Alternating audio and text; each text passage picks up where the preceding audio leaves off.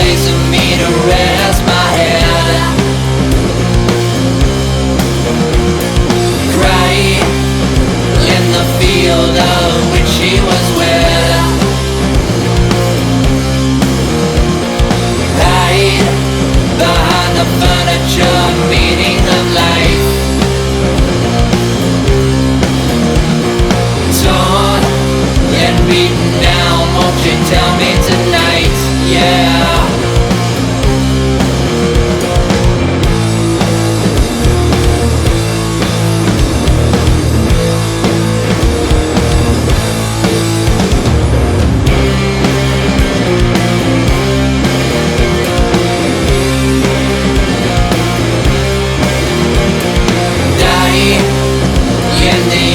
Jealous fear of your mind. Run and leave your lonely life far behind. Fall and feel your numb body start to erode. Go, this is the only life that you have known.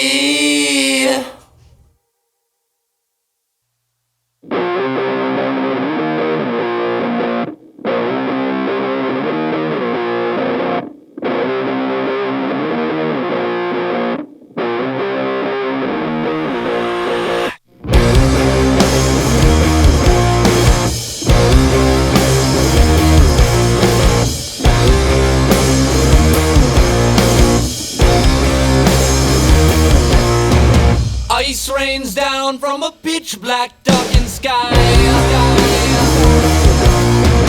casting down from an emerald eye. Close your book as it fades to black.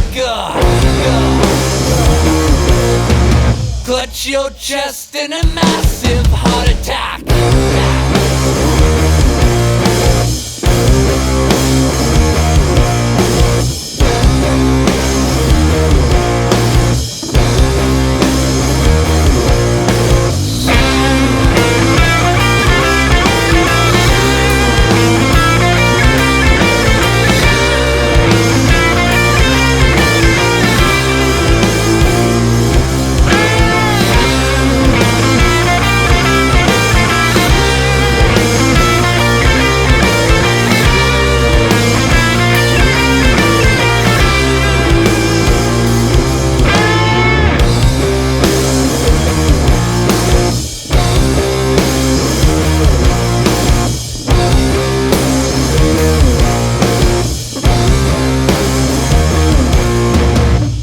Cascade from an inkwell running dry.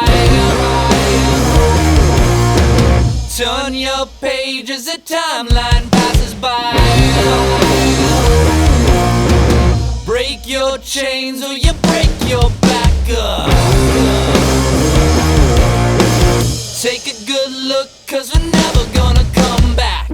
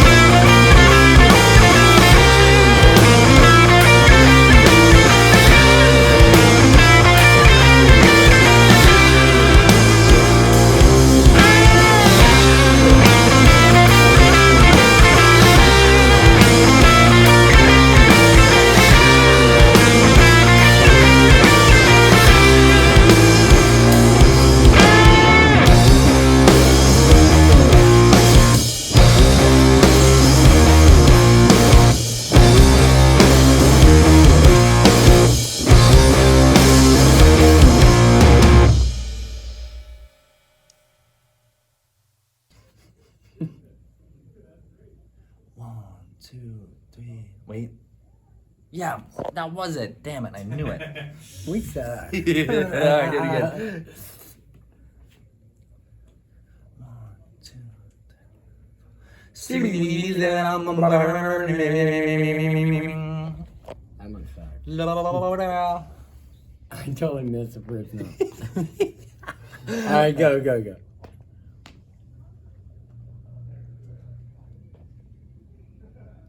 1, 2, 3, 4. See that I'm burning. Lord have mercy. See them burning. Lord have mercy. I'm Lucas from LAZER, and I'm here with my dad today, bringing you some new music to start the year. And it's called A Tribute to the Witch. And it turned out pretty raw, in my opinion, and I think it sounds really close to how we play live, in my opinion. And I wanted to ask my dad a few questions about music and stuff, and just share this stuff with you guys. So, yeah, it was pretty cool. I mean, recording with Chris, we knocked those out. We knocked 3 songs out in less than 8 hours, just the 2 of us. Yeah, I that thought was great. Yeah, I thought that was very impressive, especially since we hadn't played those for so long, and then we're just like, okay, we're just gonna hop in and just go for it, and nailed it. Yeah, to tell you the truth, I was a little like, nervous going to the studio. It's been so long, and I was all, I'm with my son and Chris Hughes. What do I got to worry about? So, being around you guys is always super fun. Can't complain about that one. Yeah. It was really nice and mellow, We had a good time. fucking no pressure, just kicking back, having a good time. So it was very enjoyable. I had a blast with, all of you guys. Just had a really good time. I'm looking forward to playing here pretty soon too. Yeah, dude, for sure. Hey, that Yeah. studio thing, it like sets up another question I had that I wanted to share with other people as well. But we talked about it before, but why do you think is it that when you start playing a difficult song, you're playing it and you're like halfway through, you're like, oh man, I'm nailing this song, like it's so perfect, and then and then you're like, wait, how am I doing this? And then you mess it up, like Yeah, why you does it? forget. You like know what you're playing subconsciously. However, your mind starts to like think about how am I doing this? Like, what is? Am I like a machine? Like, am I real? And then you start going off into space. Like, how am I? I do that live too sometimes, dude. I'm like, how am I even playing this? Is it me? Is it him over there? But it's just like then you go so much off that twisted thing, then you really, really lose where you're at. So Seriously, yeah. you're like, what the fuck? Then you're halfway through the guitar solo at that point, and you're like, wait, is this the part where I change? Or and then you're like, I guess I'll just wing it, and sometimes it's right, and sometimes you're wrong. Right, exactly. Man, it's funny, but yeah, that really is. You really start to trip yourself out.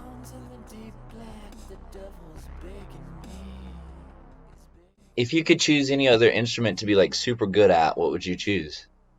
Hmm.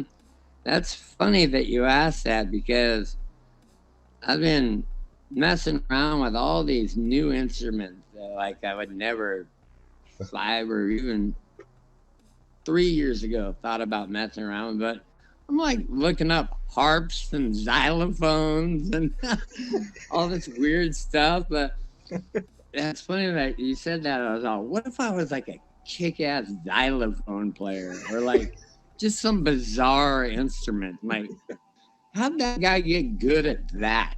Like, Yeah. like the fucking Scandinavian fucking beetle flute, dude. Like, there's someone good at it, Yeah, there has to be. but realistically, I don't know. I've always really liked the drums just because they're fun to play. They're really fun. They're like fun. Unless you're an actual drummer, then it's probably stressful. But I've always really wanted to be a good guitar player, but my hands are so big. So I don't know. It'd be fun to do a good string instrument. Like I've always liked the harp and stuff like that. But I would say maybe the harp with some weird like distortion on it or something. Yeah, dude, I saw this real cool video like a year ago of this harp with some fuzz pedal on it, and it sounded pretty cool. Did you see that? No, I haven't seen that, but I've seen this one. This guy was playing it with the bass side of the strings, like the big old thick side, and it just sounded so deep. It was really neat sounding.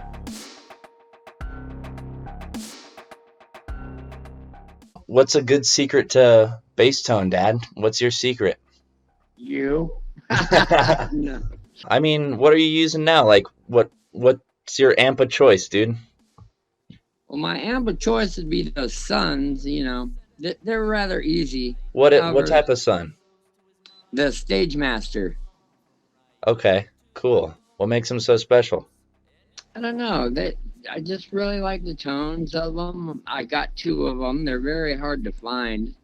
They are solid state amps, which makes it easier, less of a problem. You still get all the good tones out of them.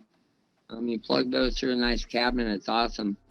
However, right now I'm using 2 of the Ampegs and a pedal board with some distortion and some chorus, sometimes an octavizer here and there, and delay. Those are more of an amp with a lot of headroom, so you can use pedals with those amps. As far as take the Stage Masters, and you start laying a bunch of pedal distortions and stuff on top of that, pedals, it's gonna turn to mud. Shit. I think anyway. Yeah, I agree. It's very easy to like add too much. It's very easy. Yeah, in all reality, I do like both those setups equally, but differently. I know what you If mean. if that makes sense. Yeah, it I mean, depends on the they're situation. both equally as good to me, both those setups. However, they're different, but same.